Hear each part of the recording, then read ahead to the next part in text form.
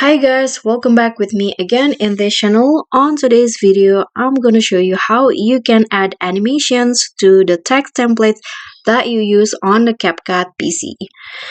So, in case you didn't know, if you are using a text template on the CapCut PC, you cannot actually add animations to it. So here I'm going to show you how you can add one. Okay, so I'm going to just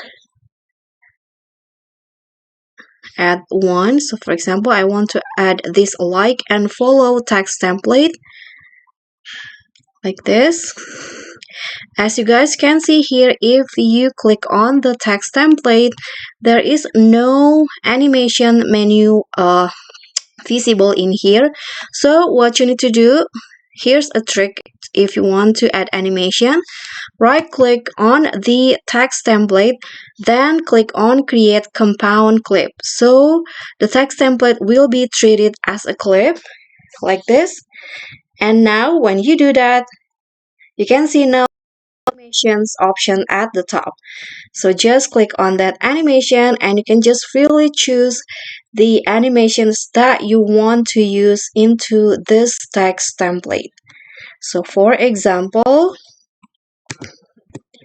I want to use